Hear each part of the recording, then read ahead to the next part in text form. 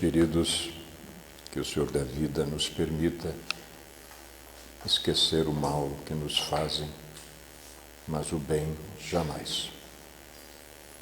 É uma honra extraordinária, profunda, regressarmos à nossa Guaraniaçu num momento tão extraordinário que estamos vivendo.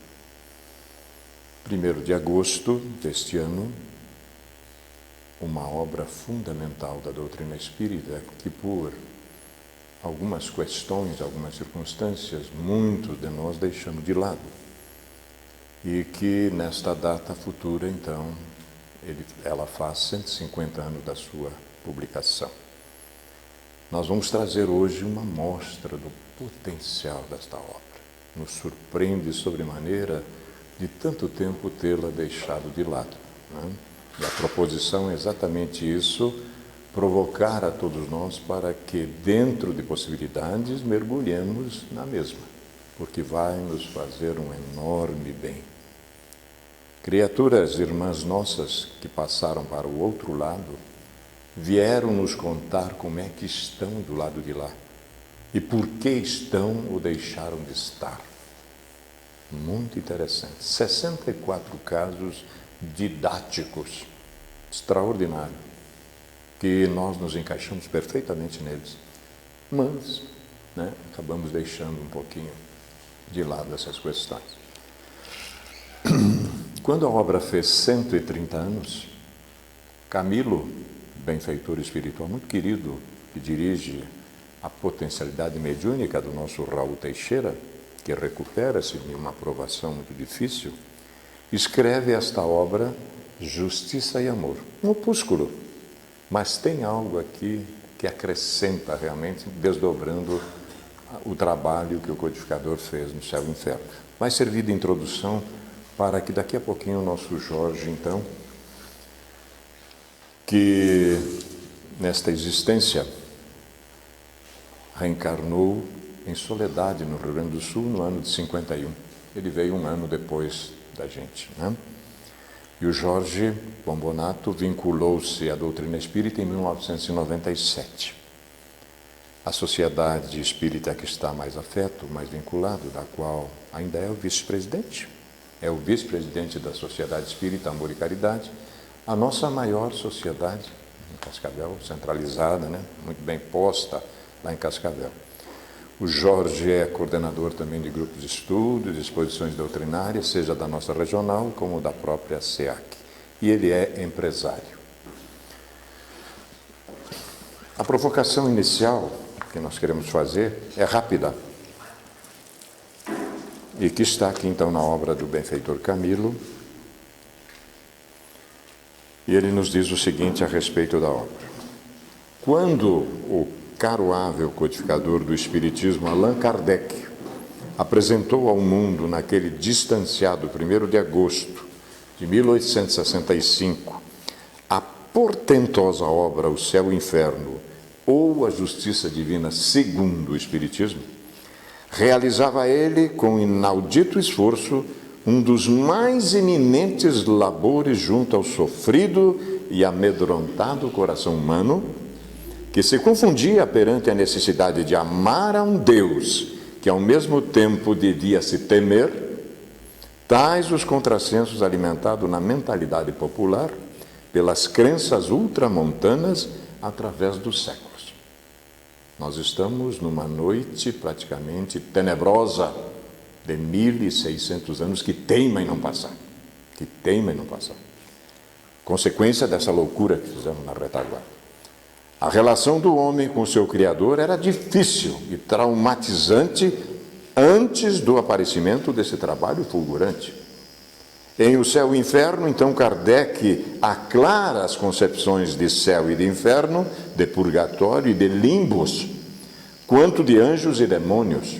Refaz as ideias quanto à morte, mostrando-a como um fenômeno natural, como uma necessidade da própria vida, chamando-a de passamento, retirando-lhe a máscara horrenda e aniquiladora que as crendices do pretérito lhe impuseram.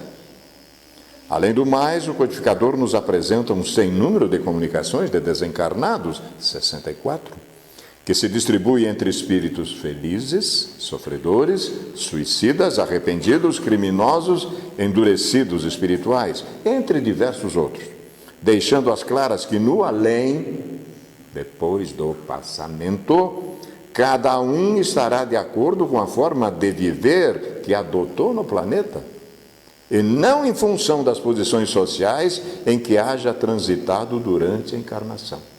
Títulos, muito cuidado, muito cuidado.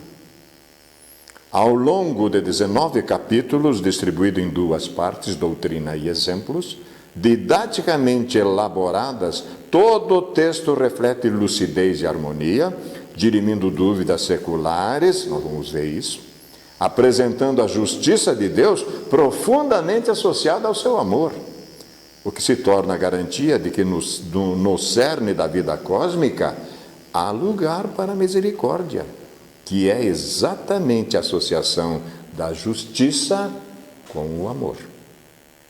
Sem mais delongas, nós vamos ver como isso é verdade. É lógico que menos de 1 hora, mas nós vamos ter uma síntese belíssima na voz do Jorge, o que significa realmente a justiça divina segundo o Espiritismo. Portanto, vamos ouvir. Senhoras, senhores, meus caros amigos, meus irmãos de ideal espírita, é mais uma vez uma alegria muito grande retornar a essa casa depois de um longo tempo de ausência. Por problemas pessoais, de compromissos, nos ausentamos e nesse tempo procuramos talvez seguir um dos mandamentos, nos instruindo para que a gente pudesse trazer até vocês alguma coisa que pudesse acrescentar. Eu sempre digo que nas nossas conversas, na nossa palestra, nosso encontro desta noite, uma palavra, uma frase que for aqui dito, um pensamento, puder contribuir para que a gente possa melhorar, nós estamos nos considerando regiamente recompensados. Como o Vanim já disse, o nosso pensamento hoje é trazer à mostra um pouco sobre essa ideia desta obra maravilhosa chamada O Céu e o Inferno. Nós sabemos que neste ano, como já foi dito, comemora-se 150 anos da publicação deste livro. Quando Kardec publicou o primeiro livro da doutrina espírita, que é o marco inicial da sua obra fantástica, chamado Livro dos Espíritos, esse livro era composto de 4 capítulos principais. E cada capítulo desse gerou um novo livro. Nós temos então o capítulo 1, que fala das causas primárias de Deus, ele gera depois a Gênese. O capítulo 2 do mundo espírita ou mundo dos espíritos, sai o livro dos médiuns, que ensina como se faz a comunicação com os espíritos, como que isso se dá e como é toda a história da comunicação aí. No capítulo 3 das leis morais, sai o Evangelho segundo o Espiritismo, que é o Evangelho do Cristo visto na doutrina espírita. Então, e das esperanças e consolações, que é o capítulo 4, sai essa maravilha, então, que é o Céu e o Inferno. Essa é uma das 5 obras básicas, como falamos, da codificação, e seu principal escopo, seu principal objetivo é mostrar a justiça de Deus à luz da doutrina espírita. O objetivo é mostrar a realidade do espírito, a imortalidade e a condição que ele usufruirá no mundo espiritual como consequência de seus próprios atos. Divide-se em 2 partes. A primeira parte é a que nós vamos nos ater hoje, que estabelece um exame comparado das doutrinas religiosas. Aqui eu quero deixar claro que nós não temos intenção de fazer críticas a nenhum tipo de pensamento, filosofia, mas que nós precisamos colocar o pensamento espírita como sendo um pensamento racional, e para isso nós precisamos colocar exemplos, mas não é nenhum fato de crítica. Mostra fatos como a morte de crianças, seres nascidos com deformações, acidentes coletivos e uma gama de problemas que só a imortalidade da alma e a reencarnação explicam satisfatoriamente. Kardec procura elucidar temas como anjos, céu, demônios, inferno, penas eternas, purgatório, temor da morte, proibição mosaica da invocação dos espíritos, dos mortos, e apresenta também uma explicação espírita contrária à doutrina das penas eternas. E a segunda parte, que o Vanin já se referiu, são aqueles exemplos que nós tiramos basicamente a ideia de que nós vamos estar no mundo espiritual da forma como nós deixamos esse mundo. Que ninguém, a doutrina já nos diz que ninguém, por deixar o mundo físico, se transforma em santo ou em demônio. Nós continuamos sendo exatamente o que nós construímos ao longo da nossa vida. E essa segunda parte, esses exemplos mostram a realidade de espíritos de condições diferentes, cada um mostrando a sua realidade no mundo espiritual, como nós já falamos. Então, o céu e o inferno é a justiça divina segundo o Espiritismo. Então, meus irmãos, nós vivemos, pensamos e operamos. Eis o que é positivo. E que morremos não é menos certo. Mas, deixando a terra, para onde vamos? O que seremos após a morte? Estaremos melhor ou pior? Existiremos ou não? Seremos ou não? Tal a alternativa. Para sempre ou para nunca mais? Tudo ou nada? Viveremos eternamente ou tudo se aniquila de vez? Essa é a tese que se impõe. Nós precisamos fazer uma análise baseado nestas perguntas sobre a ideia dessa nossa obra maravilhosa. Houve um tempo que o pensamento humano se dirigiu, principalmente nessa época em que Kardec publicou a doutrina dos espíritos, o pensamento se dirigiu muito para o material, o materialismo, na expressão de Augusto Comte, com o seu positivismo, e de outros tantos pensadores, como Nietzsche, que teve a história que matou Deus, a necessidade de que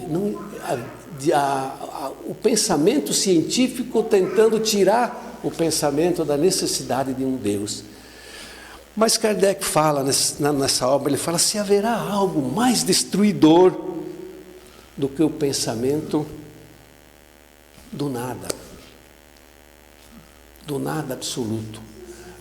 Eu costumo falar para amigos que são ateus, eu digo, como poderíamos justificar a ideia de que Deus, que nos criou por um ato de amor, colocou em nós sentimentos maravilhosos, a amizade, o amor, a harmonia entre as pessoas, pensamentos como caridade, convivência entre nós seres humanos, tudo isso que se forma ao longo de nossa vida para depois acabar em nada.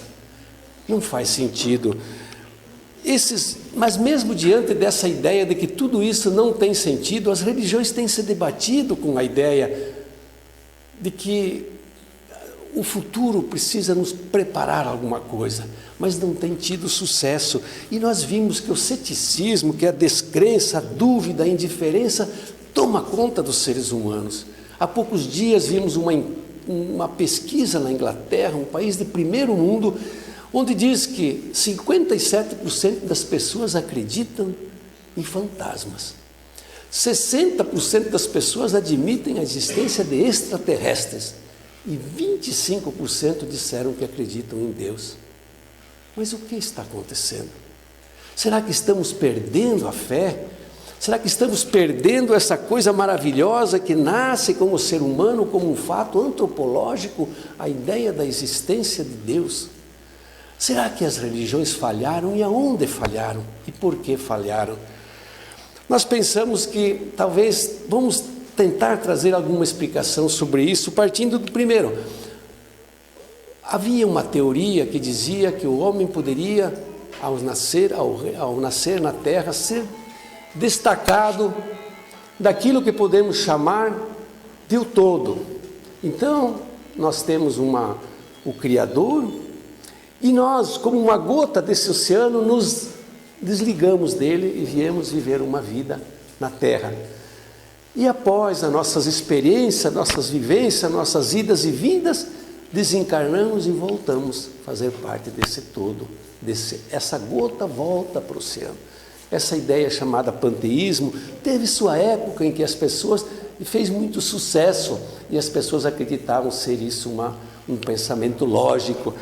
Mas o Espiritismo nos diz que não tem consistência, porque perde a pessoa a individualidade. Então, se eu venho aqui, vivo todas as minhas experiências, cresço, procuro melhorar a minha vida, construo tanta coisa boa, e aí eu volto para esse todo e perco a individualidade. Não tem consistência. Então, também partindo da ideia das diferenças, porque nós vamos falar mais adiante, se nós observamos as pessoas, nas nossas famílias, no meio em que nós vivemos, nós vamos ver que nós temos tantas coisas, tantas circunstâncias diferentes em cada um de nós. Como explicar essas diferenças, então, se nós fizemos parte de um todo? Então, teria Deus preferências? Se nós chegamos aqui na Terra e vimos que uns têm uma vida maravilhosa, cheia de ventura, de fortuna, de saúde, e outros vivem na miséria, procurando o mínimo para poder sobreviver. Essas diferenças não têm sentido se nós fizéssemos parte deste todo.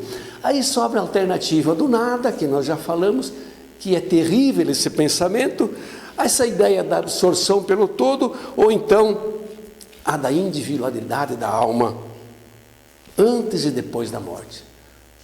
Nós, os espíritos, somos criados simples e ignorantes, todos iguais, de acordo com a justiça de Deus. Então nós vamos trazendo dentro de nós o germe do progresso. Nós temos uma lei que se chama Lei do Progresso, e que todos nós teremos obrigados a segui-la, porque é uma lei, não tem como nós. Mas para isso nós temos necessidade do livre-arbítrio, na nossa liberdade de escolha, porque nós somos livres para escolher. Embora as circunstâncias, como falamos, às vezes sejam tão diferentes para cada pessoa, mas em última análise, cada um ainda tem a condição de escolher o que ele quer fazer. Nós temos exemplos disso em muitos livros escritos, como César Lombroso e outros, que falaram, primeiro acreditavam que a pessoa que nasce para o crime não tem conserto, fatalmente será um criminoso. Depois de uma vida inteira, ao conhecer a doutrina espírita, ele nos escreve uma obra fantástica que fala que nós, em última análise, ainda temos o poder de escolher. Todas as religiões, nós já comentamos, que admitem a ideia de um princípio de felicidade ou infelicidade depois da morte. Onde essa alma, como nós poderemos viver penas ou gozos futuros? De início, estas formas, esses pensamentos que nós aprendemos nas nossas religiões de origem, elas faziam sentido até. Mas com o desenvolvimento do pensamento, da ciência, da filosofia, da astronomia, o homem aprendeu, cresceu, e as coisas começaram, as perguntas começaram a não ter uma resposta adequada. Quando nós falamos então, meus amigos, que essas crenças hoje, nem essa crença ultrapassada sem sentido, nem uma incredulidade total, o Espiritismo vem trazer um pensamento novo, uma ideia de que nós, sim, donos do nosso futuro, criadores do nosso próprio destino, vamos ter no futuro uma situação de acordo com as nossas escolhas, com as que fizermos durante a vida. E nós vamos ver então que a lógica do Espiritismo, ela traz a reencarnação, esta palavra maravilhosa que às vezes nós não entendemos por que tanta gente não concorda com ela. Eu costumo brincar e dizer que se a reencarnação não existisse, nós teríamos que inventá-la, porque nós não teríamos como justificar a justiça de Deus se tivéssemos apenas uma vida. Por essas circunstâncias diferentes que nós vivemos, cada um de nós. Então a reencarnação nos mostra que nós vamos tendo essas oportunidades, usando a nossa liberdade de escolha pelo livre-arbítrio. Aliás, usamos esse livre-arbítrio já lá no mundo espiritual. Quando nós decidimos voltar para mais uma vida na Terra, nós escolhemos as provas, ajudado pelos nossos mentores espirituais, pelos nossos familiares, que são milhares pelas muitas reencarnações. Então nós vamos tendo essa ajuda desses espíritos fantásticos que nos falam: você precisa superar esse ou esse problema, que é o que está atrapalhando mais o seu progresso. E aí nós vamos então assumindo novas responsabilidades, mas precisa da reencarnação, porque senão vamos cair naquela que esse dia eu escutava um diálogo entre dois padres. Um padre novo que falava assim: que bom que o Papa disse que céu e inferno não são lugares circunscritos, né? Céu e inferno são estados de espírito. Nós costumamos dizer que o céu está dentro de nós e o inferno tem o tamanho da nossa rebeldia com as leis. Então esse padre, conversando com um mais velho, dizia: que bom que agora o Papa disse que não existe céu e inferno como lugar, mas que são estados de espírito. E o padre mais velho dizia: não, mas aí não é possível. Como é que nós vamos premiar aquele que agiu bem? E como é que nós vamos castigar aquele que agiu mal se não tivermos o céu e o inferno? Aí nós temos a reencarnação, aí nós temos a oportunidade, aí nós temos a bondade de Deus nos dando sempre uma nova oportunidade e dosando as nossas próprias necessidades evolutivas, porque se viesse tudo de uma vez, provavelmente não teríamos condição de suportar e partiríamos às vezes até pelo lado do suicídio ou qualquer coisa assim. Tamanhas são as nossas dívidas com as leis maiores. Mas Deus nos dosa as leis. Nós falamos certa ocasião que como explicar então que Deus é a bondade infinita e de repente entender a sua justiça, que nos coloca diante das nossas próprias falhas. E aí eu me socorro lá do cancioneiro popular que eu falo, quando fala da saudosa maloca, que diz que Deus dá o frio conforme o cobertor. O frio é a justiça, o cobertor é a misericórdia de Deus. Ele dosando os nossos próprios resgates. Então, a alma, nós temos um pensamento tão interessante de um filósofo que nem espírita é, um filósofo alemão chamado Goethe, que diria: a alma do homem é como a água, do céu vem, para o céu sobe, e de novo tem que descer em mudança eterna.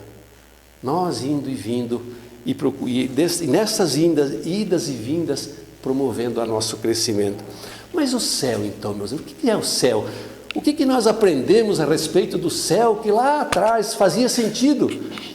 Porque nós entendíamos que o céu, segundo até bula papal, e quem contrariasse isso já sabia o que acontecia, né? Era a fogueira.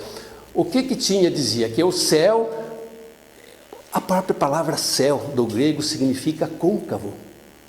Então, dizia que o céu era essa maravilha que nós vemos acima de nossas cabeças, fixo, duro, com as estrelinhas colocadas lá por Deus para o nosso deleite, para não ficarmos totalmente no escuro à noite.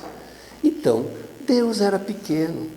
Eles diminuíram a ideia de Deus e colocaram, muitas vezes já ouviram falar de que além desse local, dessa abóboda fixa, existia o céu, que seriam, alguém já escutou, fulano está no 7º céu.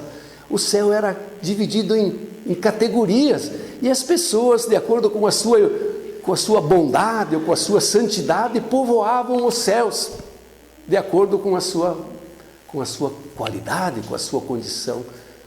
Então, esse era o céu que nós entendíamos. Aí veio a ciência, e nós evoluímos, e vieram os telescópios eletrônicos e mostraram que por lado que você apontar essas maravilhas, não existe limite. O universo é infinito.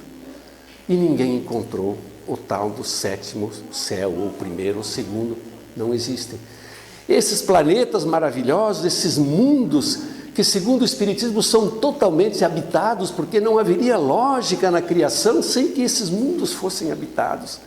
E quantos são eles? Esse dia eu vi uma pergunta de uma criança, fez para um cientista da NASA, e uma das perguntas dizia assim: quantos sóis, quantos planetas os cientistas acreditam que existem no universo?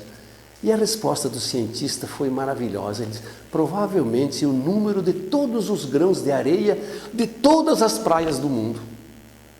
Isso é o que a ciência entende hoje como sendo o universo.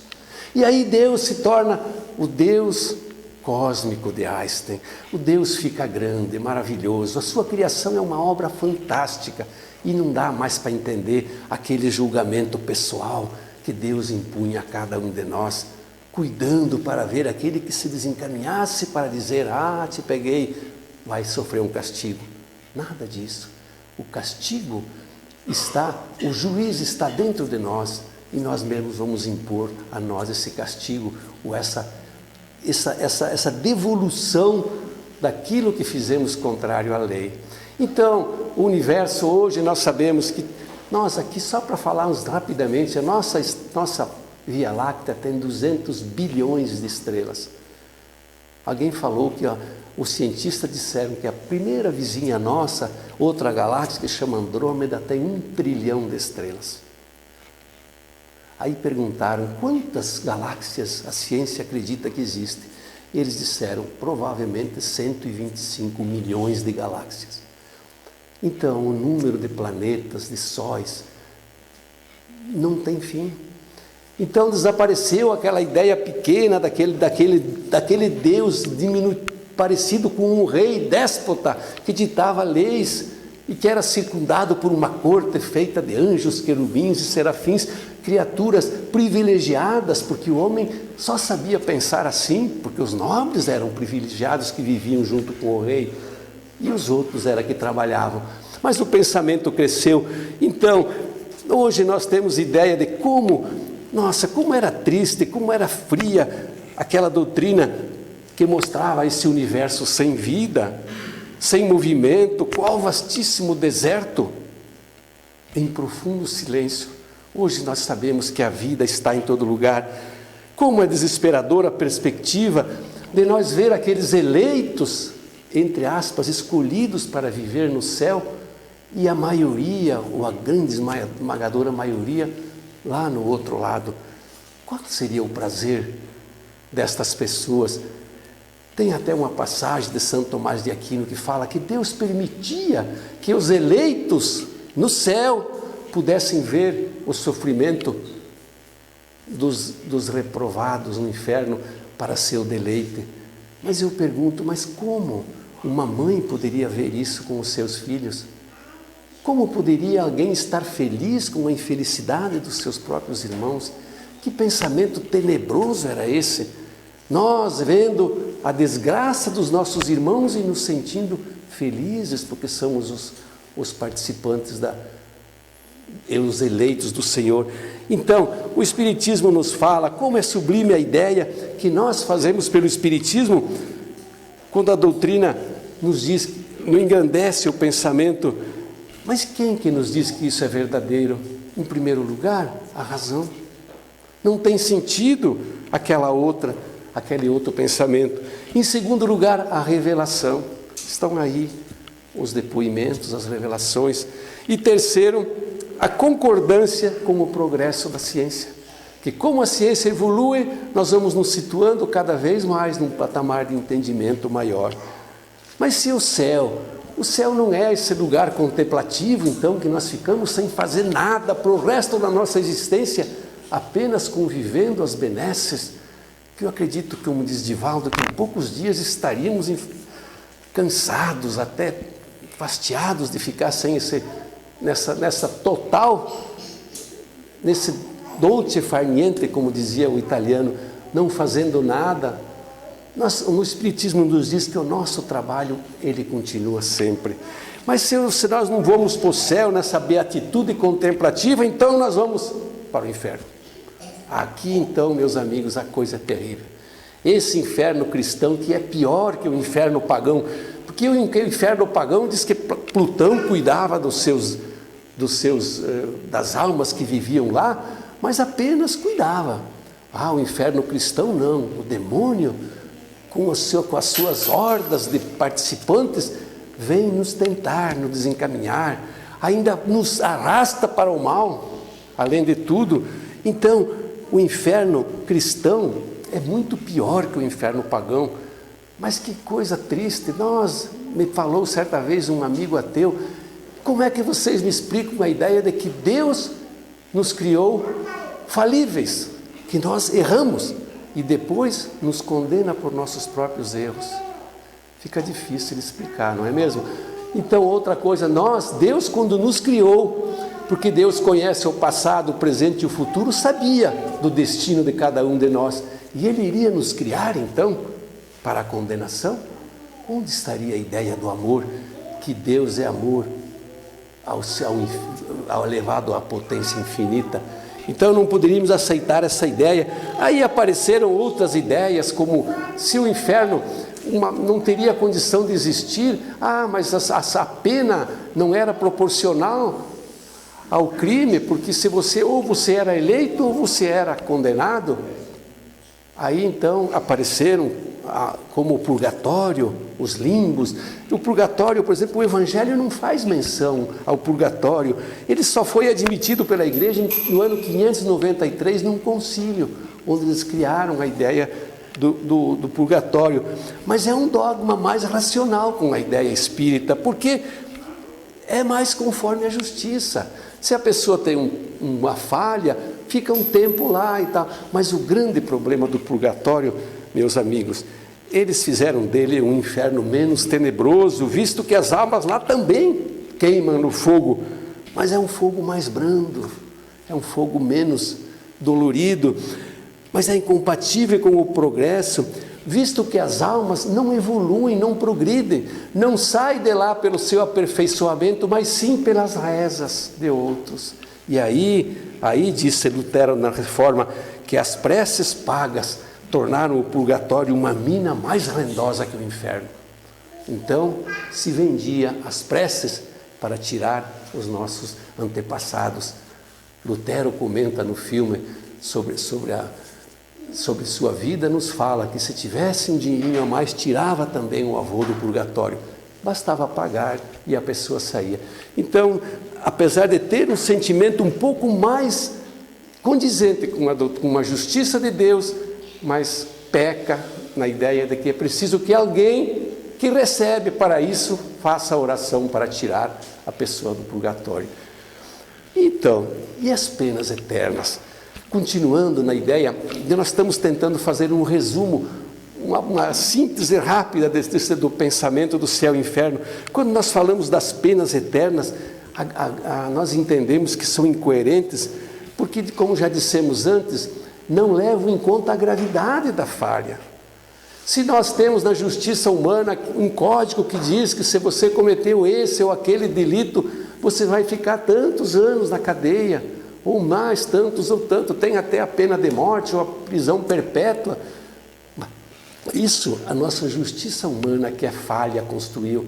Que vamos dizer então da justiça divina que é perfeita, como todas as suas qualidades?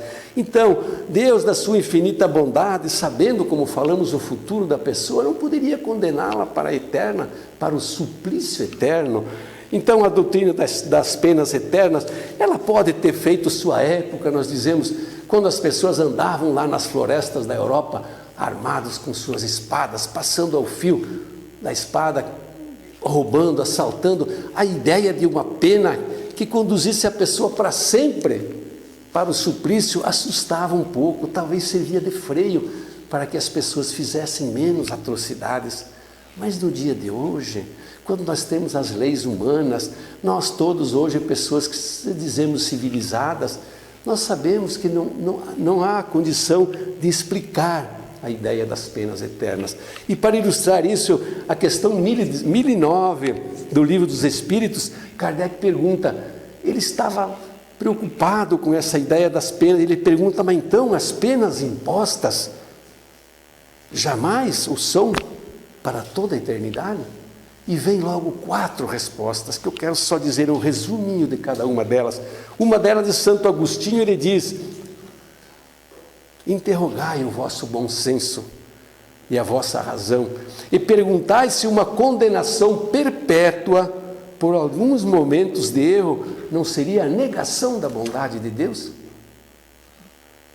Lamennais diz o seguinte, aplicai-vos por todos os meios ao vosso alcance para combater ou aniquilar a ideia das penas eternas, ideia blasfematória da justiça e da bondade de Deus. As penas eternas Platão, na comunicação, também diz: eternidade dos castigos corresponde à eternidade do mal. Chega um dia em que todos os homens, pelo arrependimento, se revistam da túnica da inocência, e desde esse dia deixará de haver gemido e ranger de dentes. O ser humano construindo, evoluindo. Paulo, apóstolo, encerrando, diz: o castigo só tem por fim a reabilitação, a redenção. Querer o eterno por uma falta não eterna é negar-lhe toda a razão de ser. Fizemos um pecado, cometemos uma falta por um momento, levado por circunstâncias das mais diversas, e aí vamos para uma condenação eterna. Eu costumo citar como exemplo mais trágico disso uma mãe de um filho suicida, que é considerado um pecado mortal, e a pessoa vai realmente lá para o inferno. Então, como o sentimento dessa mãe diante de um fato? A doutrina espírita nos fala, claro, criou para si um problema, infligiu uma lei importante, foi egoísta, pensou só nele e não nas outras pessoas. Vai ter que repor isso, vai ter que corrigir isso, mas terá todas as oportunidades que necessitar. E será bem mais rápido quanto for a sua vontade de progredir e de se acertar com essa lei. As penas futuras, segundo o Espiritismo, nós sabemos que não há nenhuma imperfeição da alma que não importe em funestas consequências, inclusive essa do suicídio. Como não há uma só qualidade boa que não seja uma fonte de gozo. Urge reconhecer que o principal motivo da doutrina espírita, essa doutrina maravilhosa que nós abraçamos, ela reside no aperfeiçoamento moral do ser humano.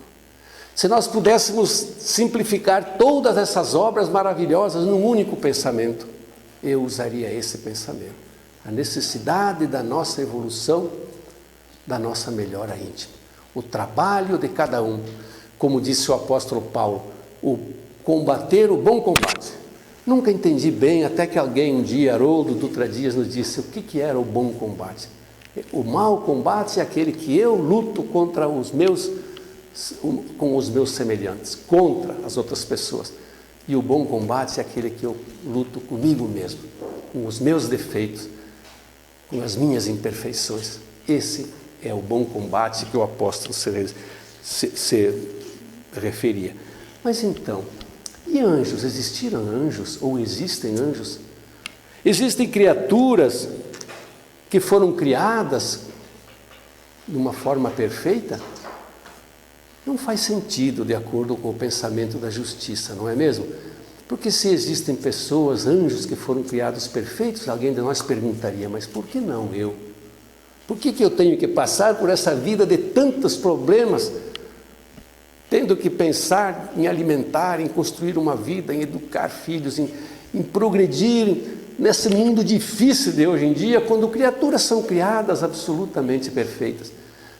O Espiritismo nos diz que existem sim anjos, querubins e serafins, mas são espíritos que conseguiram isso ao longo de toda uma caminhada evolutiva, superando as suas próprias deficiências, crescendo, melhorando.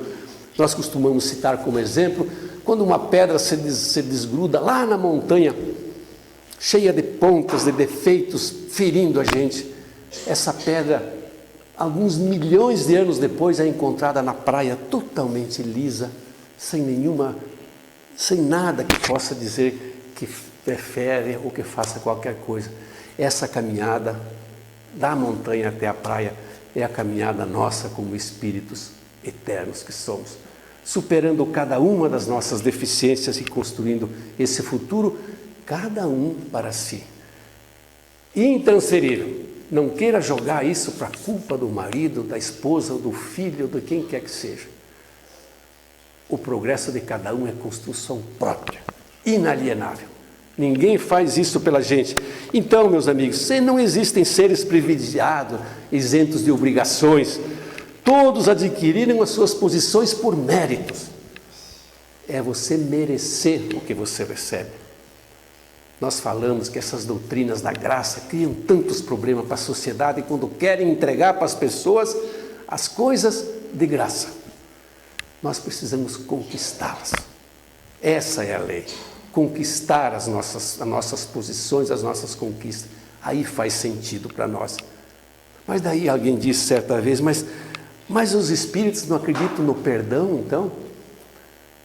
Se nós sabemos, o perdão existe. Mas o Espiritismo nos fala que ele tem que passar por 3 etapas diferentes.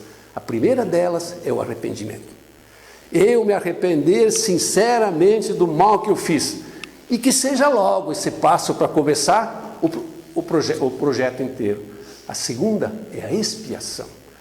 Pagar pelo mal que eu fiz. E a terceira é a reparação. Devolver ao outro aquilo que eu tomei dele, que eu retirei. Quando você completa esses 3 estágios, Deus te dá o perdão. Aí você mereceu o perdão. Então não é nada de graça. Então essa ideia dos espíritos privilegiados também não faz sentido. E o outro lado então? E os demônios? Existe essa figura tenebrosa do demônio? O Espiritismo fala que não tem o menor sentido existir demônios. Como Deus, na sua infinita bondade, teria criado alguém voltado sistematicamente e eternamente para o mal, sem se consertar. Alguém que competisse com ele mesmo. Nós vimos esse dia um livro que nos foi entregue por um amigo muito bem intencionado, um livro que diz que foram impressos 40 milhões de livros, conta uma historinha infantil, que nem uma criança de 3 anos entende, que existia Deus no seu domínio e criou os anjos, e os anjos, por ciúme um do outro, brigaram e se revoltaram contra Deus, e aí apareceu a ideia do Lúcifer, que é, na palavra, anjo de luz. Lúcifer significa anjo de luz. Então criou-se ali a ideia do demônio, e a autora escreve um livro inteiro contando essa história, que não serve para absolutamente nada. Como nós entenderíamos que Deus, agora entendendo a ideia do Deus cósmico, vamos imaginar esse Deus pequeno, que transformaram ele em algo tão pequeno, que de repente está aí administrando rusgas, briguinhas entre anjos, e daí aparece o mal. Mas o mal existe? Existe. Mas tudo que existe é criação de Deus, então o mal é criação de Deus? Espera aí. O mal não tem existência própria. O mal é a inexistência do bem. E nós vamos dar um exemplo. Quando o Manuel chega aqui, à noite, tem uma teclazinha lá que ele acende a luz. Está escuro totalmente. Ele acende a luz, o escuro desaparece. Nós conhecemos a luz, a sua velocidade, as ondas, prisma de Nichols, conhecemos muita coisa sobre a luz. E o escuro? O que é o escuro? Nada, não existe. Quando chega a luz, ele desaparece. O calor e o frio. O calor é feito pela combustão, fricção e tantas outras maneiras de produzir calor. E o frio é a inexistência do calor. O mal, então, meus amigos, é apenas a inexistência do bem. Quando o bem chega, o mal desaparece, então não existe o mal. Não existe demônios. Então, o que são essas entidades, esses espíritos que prejudicam e às vezes desencaminham as pessoas, interferem na nossa vida, e tanta coisa que se fala sobre a ideia do demônio? São espíritos temporariamente desencaminhados. Vejam bem o termo, temporariamente. Porque também são filhos de Deus. Porque também um dia, obedecendo essa lei do progresso, voltarão à senda do bom caminho, voltarão a evoluir e vão chegar também às benesses, porque são herdeiros do Pai. Então, não existem demônios voltados eternamente para o mal, desencaminhando os seres humanos, competindo com a divindade. Aquela ideia que houve lá do maniqueísmo, lá no século III da era cristã, quando um cientista chamado Manos, um persa, criou a ideia do maniqueísmo, que dizia que o mundo eram 2 forças antagônicas que lutavam eternamente, o bem e o mal. E essa teoria foi usada por muito tempo, inclusive era aceita por Santo Agostinho antes da sua conversão. Não existe maniqueísmo porque existe apenas um poder, o bem, o amor e Deus. O mal é existência, não tem existência própria, é uma criação humana. E os demônios, então, meus amigos, são criações que foram colocadas para nos amedrontar, para que alguém depois se colocasse como nosso defensor. Eu te defendo deste mal. Mas você, então, contribui comigo, você me obedece, Então, esse poder que durante anos, milênios, escraviza as pessoas, usando a figura do demônio, que não tem a menor sentido a sua existência. Espíritos temporariamente desencaminhados, mas que voltarão ao seio do Pai, porque são também seus herdeiros. Então, meus amigos, tem um capítulo também que fala da proibição de evocar os mortos, que está lá no Deuteronômio, no livro da Bíblia, que diz que Moisés proibiu a comunicação com os mortos. E está certo, está lá sim. Mas nós, espíritas, se estivéssemos lá, também proibiríamos, da forma como era feita. Eram adivinhações, eram vendas de comunicações feitas para tirar proveito próprio, era alguma coisa e voltada para a tradição do Egito, que Moisés queria desligar isso do seu povo. Então ele proibiu a comunicação porque era feita de uma forma totalmente equivocada. E eu pergunto para vocês, alguém proibiria alguma coisa que não existe? Então a comunicação existia, porque senão não precisava proibi-la. Então, proibiu porque existiu e proibiu porque era mal feita. Aqui nós falamos, Kardec, uma das suas obras chama Livro dos Médiuns. Então aqui ensina como deve ser feita a comunicação, com responsabilidade, com seriedade, com amor. A comunicação é algo maravilhoso. E não, como disse alguém, que só os maus podem se comunicar para nos prejudicar. Os bons também podem, sim. Os nossos filhos, nossos pais. Por que alguém pode nos incomodar, nos perseguir? E o meu filho, meu pai não pode dizer, olha meu filho, eu vivo, luta que vale a pena. Isso é maravilhoso que a gente possa ter. Então as comunicações têm que ser algo feito com seriedade e que favoreçam uma comunidade de pessoas. Não pessoalmente. Se eu vou receber uma fórmula para resolver os meus problemas, aonde vai a minha criatividade? O que eu vou aprender com isso? Que serventia tem a minha livre iniciativa, meu livre-arbítrio, se alguém vem e me dá todas as coordenadas? Os espíritos evoluídos, superiores, não fariam isso. Eles querem que nós exercitemos a nossa liberdade de escolha, que nós façamos isso aprendendo.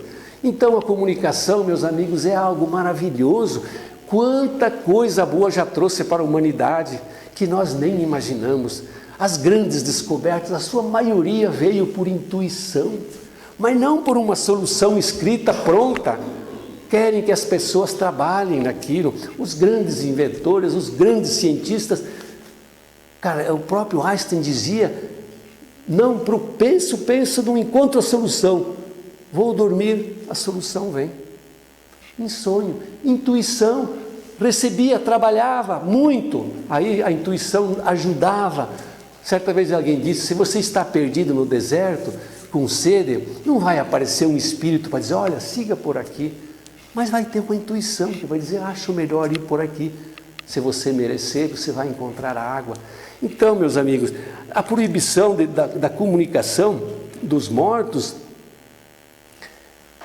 necessitava de ser feita, tinha que ser proibido, para que depois, quando o ser humano entendesse a forma como devesse fazê-la, a fizesse de forma correta.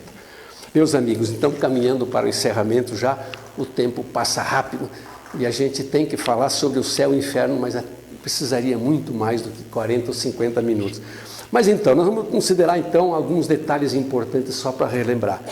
O sofrimento é inerente à imperfeição de cada um de nós. Sofremos pelas imperfeições que carregamos. Toda imperfeição e toda falta decorrente dela trazem o seu próprio castigo, nas suas consequências naturais e inevitáveis, como a doença decorre dos excessos. Exageramos na bebida, na comida, não sei o quê, daí arrumamos uma úlcera. É decorrência dos nossos próprios atos, não é castigo. Então, o tédio nasce da ociosidade, não fazemos nada, não construímos, não progredimos e contrariamos uma lei. E daí sentimos o tédio, entramos numa depressão, consequência dos nossos próprios atos. E ele diz, sem que haja necessidade de uma condenação especial para cada indivíduo, sem que seja necessário que Deus venha julgar você, o seu próprio julgamento vai te impor a necessidade de você resgatar aquela tua falha. Todo homem, podendo corrigir as suas imperfeições pela própria vontade, pode poupar-se de males que dela decorram e assegurar a felicidade futura, a construção de si mesma, como falamos. E existe aqui algo importante, que uma moeda de troca que Deus nas suas leis aceita.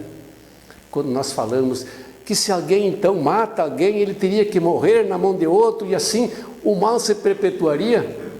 Não é dessa forma que se processa a justiça de Deus. Nós podemos usar o bem, o amor ao próximo, que é aceito como moeda de troca. Nós podemos contribuir para o progresso da humanidade, para o progresso das pessoas, dos que convivem conosco. E essa moeda de troca é aceita pelo Criador, para que nós não precisemos passar por sofrimentos maiores. A alma leva consigo a sua própria condição, esteja ela onde estiver. Então o céu está com a gente, onde existem, o céu está onde existem almas felizes, que cumprem as leis, e o inferno existe em todo lugar onde existem sofredores. Então, nossa vida, na carne, num período onde nós temos todas as nossas provas, necessidades, que aqui é onde nós testamos a nossa evolução, aqui é onde nós colocamos a prova. Depois um período na pátria espiritual, a verdadeira pátria, para nos refazermos e de novo iniciarmos a caminhada. E aí esse turbilhão de estrelas para que a gente então evolua infinitamente até podermos participar como co-criadores juntamente com Deus, o nosso Pai.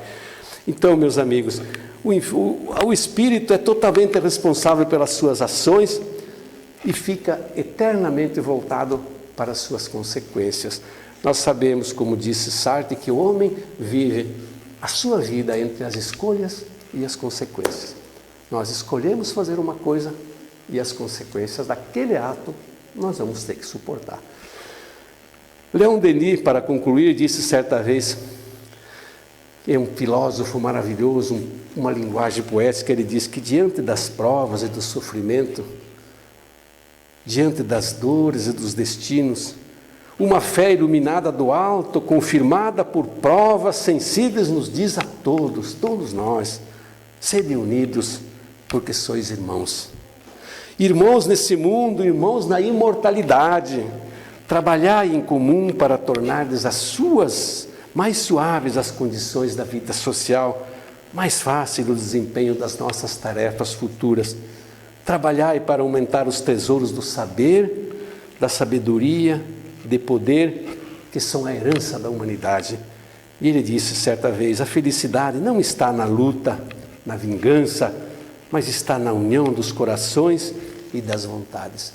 E para você, meu irmão, que você hoje está aqui, às vezes com uma preocupação muito grande, com uma perda, com uma dor, Kardec nos diz que as provas rudes, ele disse, ouvi-me bem, são quase sempre um indício de um fim de sofrimento e de um aperfeiçoamento do espírito quando aceitas com o pensamento em Deus.